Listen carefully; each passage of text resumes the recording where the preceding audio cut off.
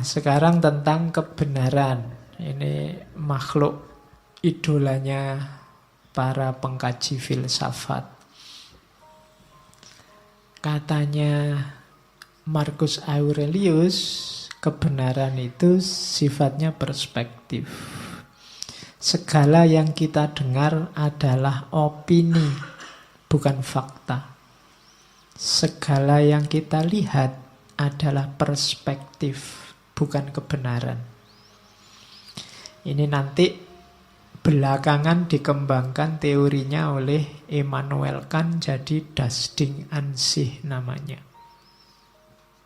Sesuatu apa adanya dan sesuatu yang sudah dipersepsi, dipahami oleh manusia.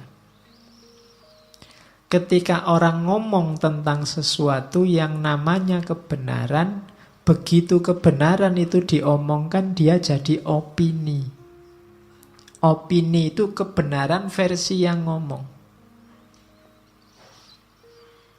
Kalian ikut ngaji, terus keluar cerita tentang ngaji ini, itu yang keluar dari penjelasanmu, dari mulutmu, itu adalah opinimu tentang ngaji ini. Kalau opini, yaitu pendapatmu sendiri.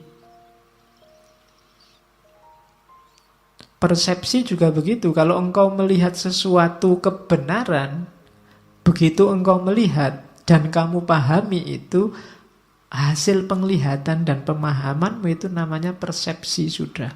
Bukan lagi kebenaran itu sendiri, tapi kebenaran menurutmu. Jadi segala yang kau dengar adalah opini, segala yang kau lihat adalah perspektif. Sebenar apapun, sebaik apapun yang disampaikan orang atau yang kau lihat, sifatnya sama. Sifatnya opini atau perspektif. Ya, perspektif itu selalu sesuai sudut pandang siapa yang melihat. Ngaji ini penting apa enggak penting? Itu kan sesuai persepsi, perspektif yang melihat.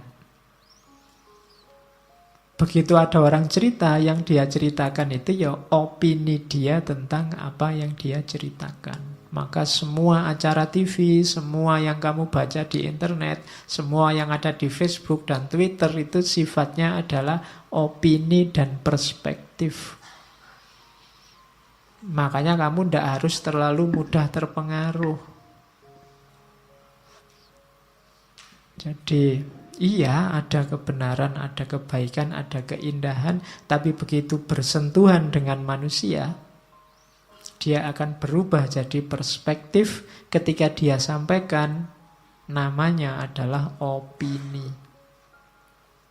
Loh, ini saya ngomong kebenaran loh Pak. Iya, kebenaran versimu. Mungkin orang lain punya perspektif berbeda. Karena karakternya manusia kan memang tergantung perspektifnya. Oke. Ya contohnya banyak. Kalian bisa nyari contoh sendiri lah Pak. Satu masalah itu kamu kalau baca berita kan biasanya terus lihat komentarnya. Coba dilihat. Masalahnya sama, faktanya itu, tapi komentarnya coba dilihat. Mungkin ada yang pro, ada yang kontra, ada yang iseng, ada yang macam-macam. Berarti apa? Opini dan perspektif. Dan kamu makanya jangan mudah terpengaruh. Wong itu cuma opini, itu cuma perspektif. Sebenar apapun objek yang diomongkan. Teh ini, begitu kamu lihat, itu kan teh menurutmu. Saya yang melihat teh menurutku. Beda. Sama-sama, loh kalau dirasakan kan bisa. Iya coba, saya yang merasakan. Kesimpulannya bisa beda loh sama kalian yang merasakan. Mungkin menurut kalian, wah itu tehnya kelihatannya terlalu manis Pak. Bagi saya, oh ini cukupan. Bagi yang lain, oh itu pahit. Teh yang sama bisa banyak kesimpulan berbeda. Kesimpulanku, kesimpulanmu itu namanya perspektif. Begitu kamu cerita itu namanya opini. Jadi itu loh yang kita sebut kebenaran itu. Kebenaran itu begitu bersenggolan dengan manusia, dia berubah bentuk jadi opini dan perspektif. Oke, terus kalau ini kesiapan mental menghadapi kebenaran. Katanya Markus, kalau seseorang mampu menunjukkan padaku bahwa yang aku pikirkan atau aku lakukan tidak benar, dengan senang hati aku akan berubah.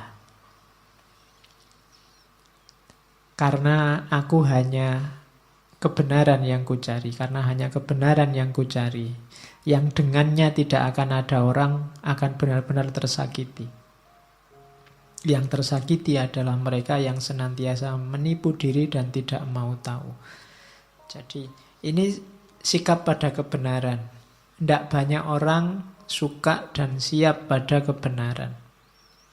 Katanya Markus, saya punya kebenaran, aku meyakini kebenaran tertentu, tapi kalau ada orang lain bisa menunjukkan padaku yang lebih benar, dengan senang hati aku akan berubah. Karena komitmenku hanya pada kebenaran. Bukan pada orang, bukan pada aliran, bukan pada perspektif tertentu, hanya pada kebenaran. Dan ini akan lebih selamat. Hanya pada kebenaran, membela kebenaran, berpihak pada kebenaran, tidak akan menyakiti orang lain, katanya Markus.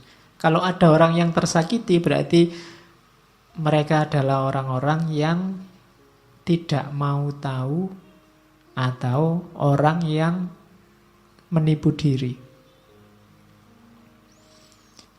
Orang menipu diri itu dia tahu bahwa ada kebenaran yang lebih benar dibandingkan kebenaran yang dia yakini selama ini, cuma dia tidak mau berubah. Ini orang ini menipu diri. Padahal dia tahu ada yang lebih benar. Ya kalau bukan menipu diri, nama lainnya dia cuek, tidak mau tahu. Pokoknya kalau sudah ini ya ini. Ini ada hubungannya dengan saya bilang tadi, orang-orang yang kaku. Padahal hidup ini dinamis, kita manusia terbatas.